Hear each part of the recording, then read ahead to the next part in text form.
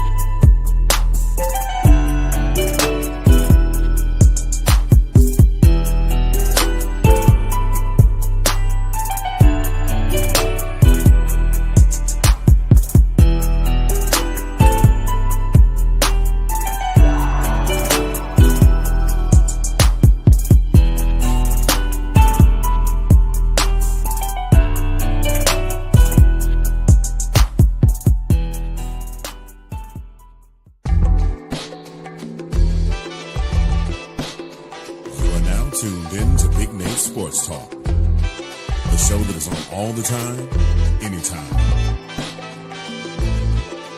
And now, ladies and gentlemen, your host, Nathan Snell. And thank you, Mr. Anthony Handy, for that wonderful introduction. As always, good evening, ladies and gentlemen. It is your host, Nathan Snell, Big Nate Sports Talk Podcast. This is episode 443. In this episode, we are debriefing Maryland's basketball team. I know it's been a couple days since you last saw an episode from me. Before we get into that, there's a few things I want to say up front. I finished recording episode 442, Maryland men's basketball season debrief. And now after this video, tomorrow I will be previewing myself, the Final Four for the women's, and then sometime Friday, previewing the men's Final Four, and then the championship for both the NCAA tournaments, and then taking it from there in the WNBA mock draft for the WNBA, which really at this point, as I was doing it, now has me perplexed because some things happened, and we're going to talk about that in the Final Four preview. One final thought. But it all comes to an end in this season for the Maryland women's basketball. It's another year. We got to the Sweet 16, and it was a good season. Fortunately, South Carolina, they edged us. They edged it out. We fought hard, but we couldn't close. Final score was 71-16. As you guys remember, last time we saw them in the tournament was the Elite Eight. Again, compared to where it was 2 years ago, those teams were different. And I think first and foremost, the scores, some of the scores by a certain group, or I should say network, that pretty much had South Carolina winning, but one particular person had Maryland losing damn near by like 20. Can clearly tell aren't watching the games more of anything, or just box score watchers than anything. But I feel like, especially going against the reigning national champions, we put up a strong performance. We had chances to keep up with them. I felt like we were playing with house money compared like the Elite Eight run back in 2022, 2023. I thought we did a lot of things. Our defense, particularly in the paint, because South Carolina will get you in the paint. We allow, it was like around 280 something points around the rim. And we didn't, because they don't have a post score. We kind of, can I say kept it in check? Can I say, Eric, I can say that? Thank you. We did enough. I thought our scoring attack was fair. I said the keys were really our guard play between Tibiasu, Shai Salas, Kayleen Schmeichel. But then the alley-oop back, I something come March, and I asked Brenda this after we played Alabama. I spoke to Allie, I gave her a nickname Allie Buckets, but come tournament time, it's just automatic Allie. It's just something she does on both sides of the ball, especially on the offensive side. It's just something that you got to remember. This is the first time, especially this far, she's played. But remember, when she first came here, she was out due to injury. So I feel like between this year and last season, appreciate this now, ladies and gentlemen, because Allie Kubek is definitely automatic come March. And she proved it Friday. I did think some of the fouls were extremely, extremely questionable. Again, each officiating crew is different. I understand each crew, you especially going up against the team, you may not get certain calls your way depending on especially how physical certain teams can be. But we did leave some opportunity. We did have some missed opportunities out there. When you play a team like South Carolina, UConn, UCLA, USC, you honestly and truthfully have to damn near play perfect. I mean, we came out, we played tough on both ends of the ball, but we made a lot of mistakes. You can't turn the ball over 14 times, shoot under 40% from the field, and miss 5 free throws. Those things are difference makers when it comes quiet. Respectfully, and as much as I love her, and I think she's still going to be a top 4 pick in the draft, in my opinion, my best player did not really have a great game. 3 of 11, 10 points, 7 rebounds, 5 assists. That's great. But credit South Carolina's defense. Bree Hall, was on her defensively. So, that was her to Yasu. You had Raven Johnson, Tina Papa, it didn't matter. But defensively, Shy did get checked. And we definitely had to move the ball more effectively compared to against Alabama. But with Allie, she had 12 points. She had 5 rebounds. We had the 1-point lead, if I remember, before less than 3 minutes. And then after that, South Carolina took over, didn't look back. Defensively, their South Carolina, they were down the stretch, got better. Those 3 minutes, we didn't score, and we just had no answers to their defense. And I also think those last 3 possessions, really, really kind of told the story. And especially they won that 7-0 run, it was over. And then Malaysia, she stepped up. 16 of her 23 points came in the second half. And hey, look, that's what that's why they're reigning champs for a reason. And that's why, Dawn Staley is a good coach. But credit Coach Freeze. This whole debate about X's and O's, when it comes to the clipboard, Brenda made things work with it. And, especially, the way how this whole season has been, will it sting? Yes. But they really, honestly, truthfully should be proud of themselves. A lot of people picked them to be a Final Four team, but then, some things happened. Had some injuries. Bree McDaniel got hurt, out for the season. Shy Sellers got hurt. Sailor got hurt. You didn't have a couple players due to injury. But this team could have, especially after January, where they had the tough stretch, could have just thrown the white flag and just said, let's just get ready for next year. But they didn't. And this was the 12th time, especially under Coach Freeze's tenure, we've gone to the Sweet 16. And you really, really have to appreciate the greatness of Brenda Freeze, but also more importantly, I think each and every one of the young ladies in that locker room, I think that held each other accountable and said no. Like the way that they finished the season to get to this point, like we talk about, for me, when I interviewed Brenda here on the podcast a while ago, I talked about how that team, after the transfers, when we had Brene, Abby Myers, it still had Diamond and Shy.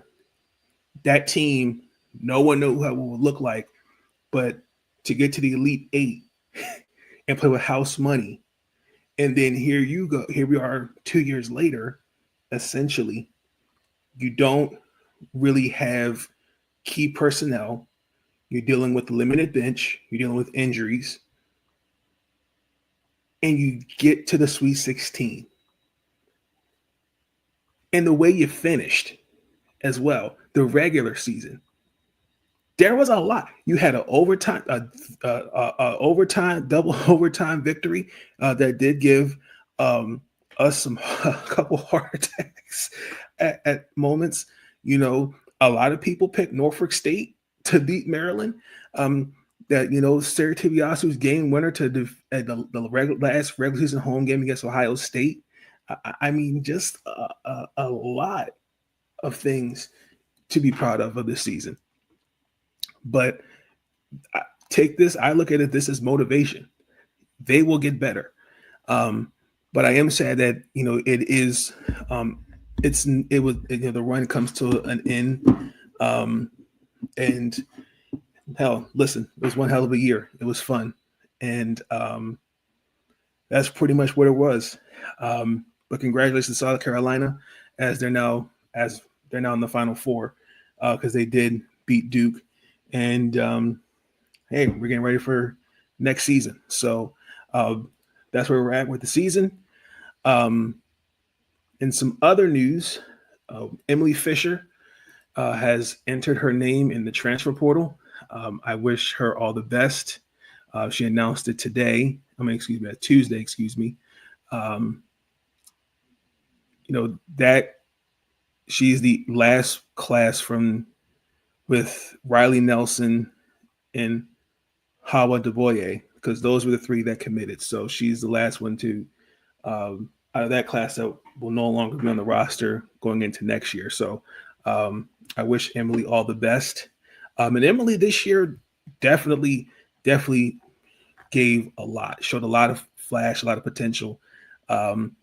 And especially when Shai went down, there was a point where Mir wasn't getting on the floor, you know, because people also forget Emily got hurt, dealt with concussion, some other injuries. And that definitely, wherever she's going, they're getting a great player. So I wish her all the best. And yeah, so that's that. We're going to get into one final thought after this commercial break.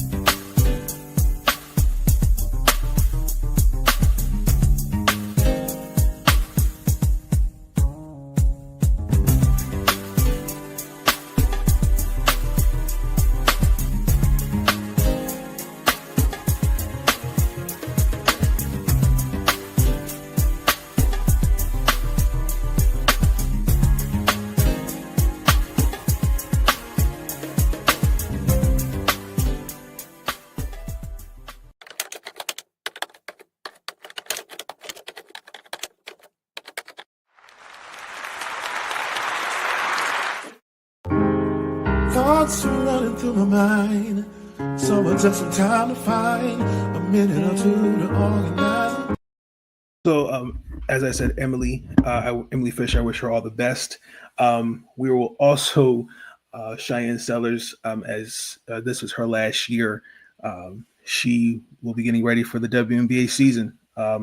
I project her to be a top 4 pick. I'm actually picking her to actually be drafted by the Washington Mystics. The Mystics have the 3rd, 4th, and 6th overall pick. I expect her to be taken within those first 6 picks, but I expect her to be a top 4 pick in my opinion.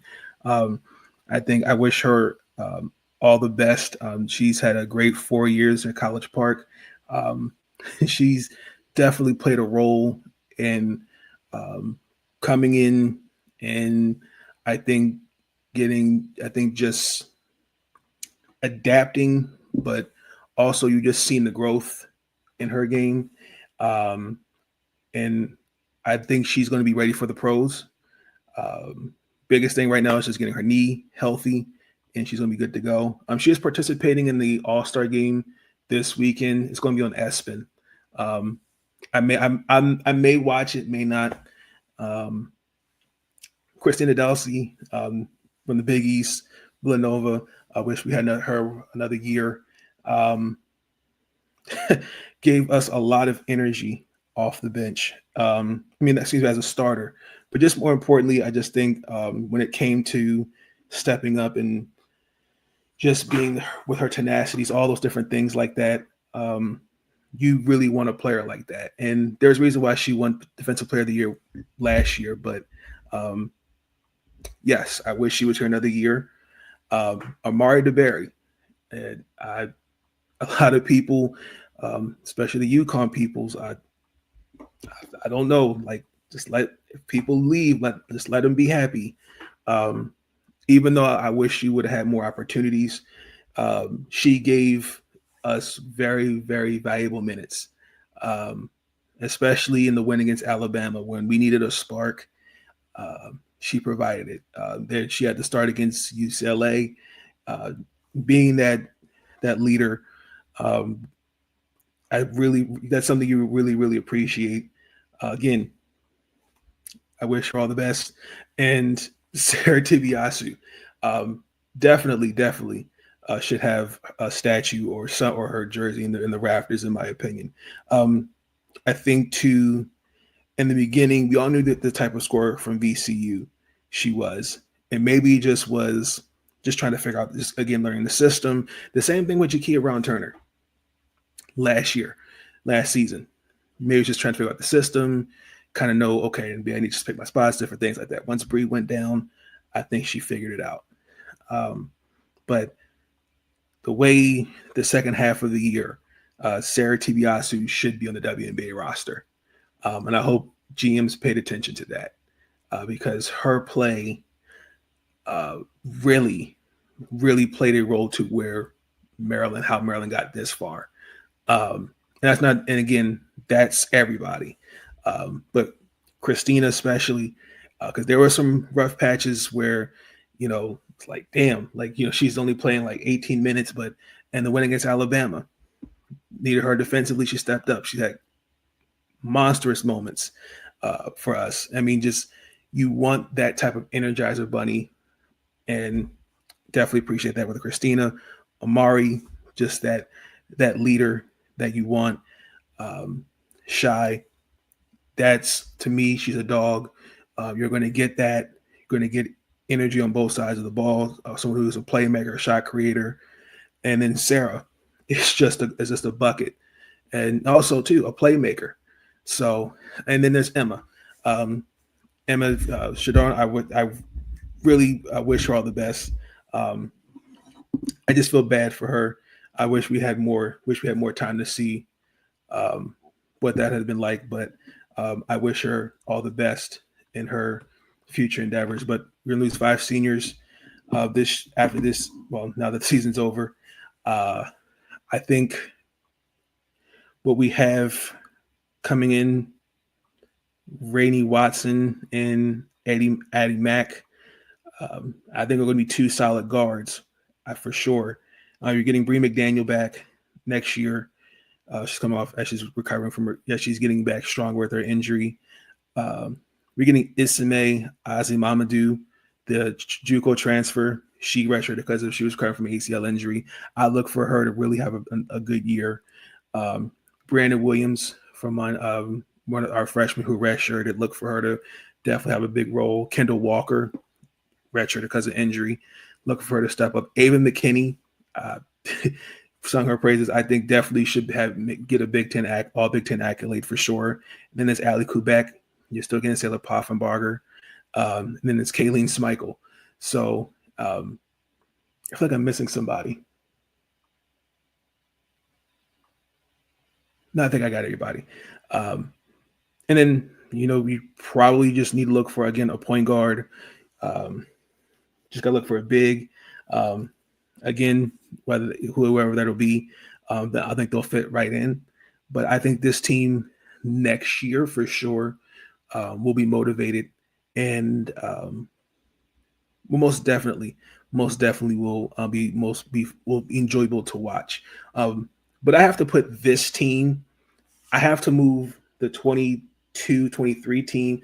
I have not put this team this season up here because the way kind of how everything went from the injuries, but more importantly, I think from the regular season until that from mid-January after losing to UCLA to right there, and then the West Coast trip, but then just winning those last 6 of those last 7, 8 games, that stretch, and then these first 2 rounds, I got to put this team right there above the 2022-2023 team. And most definitely. This was my 3rd season covering the team. Again, I would like to give my gratitude to Rose DePaula, who oversees the communication of the team. It's been fun. I'd like to thank also Coach Freeze for giving me the opportunity to interview her. Also, I got a picture with her after the Alabama game, and I've got to interview some of the players. I couldn't get a chance to interview. I did not get a chance to interview everybody. I'm hoping I'm still getting to, crossing fingers. But it's been fun. And again, I've got to meet some great people along the way. Again, got to connect with some more people this year. And definitely we're going to run it back next year, next season for sure. And yeah, it was fun. And yeah, that's how we're going to end it. But actually, I'm actually going to finish one final thought with actually Coach Freeze. And here it is.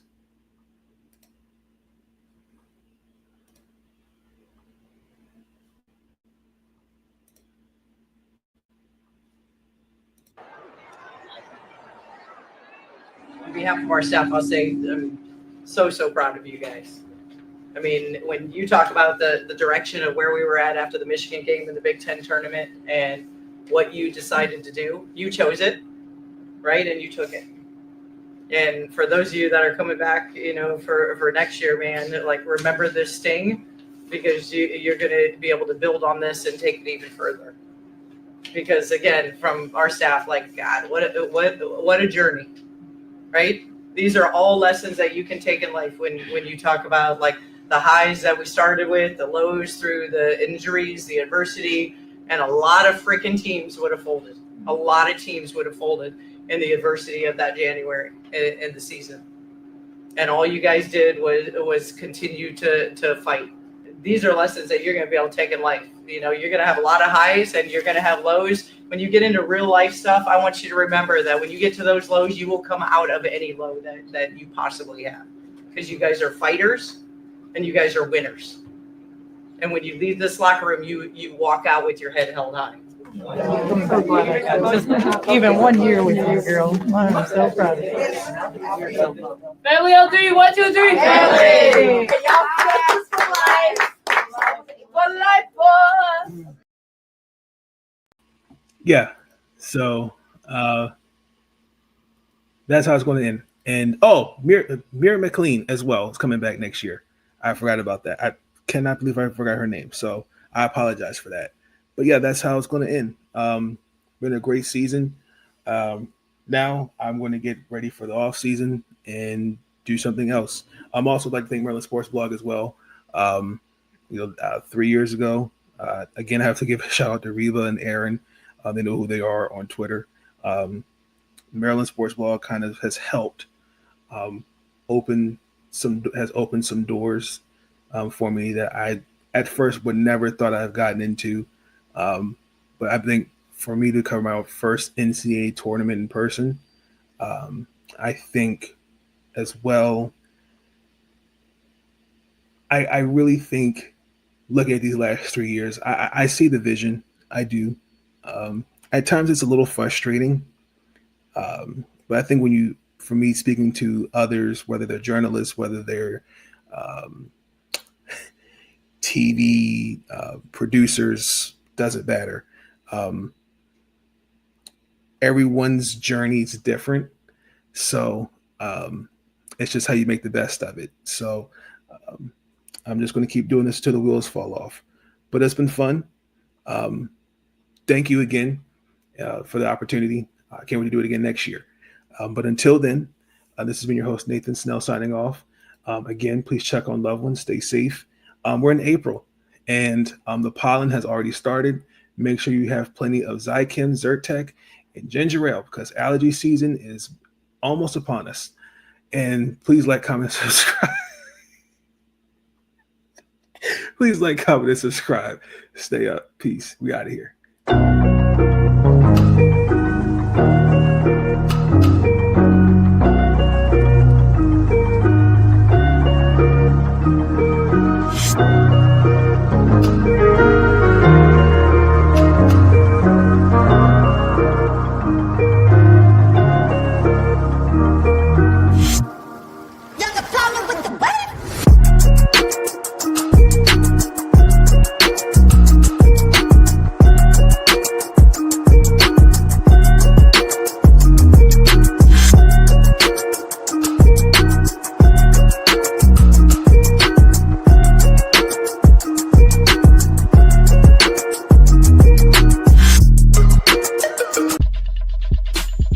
Thank you for tuning in to Big Nate Sports Talk.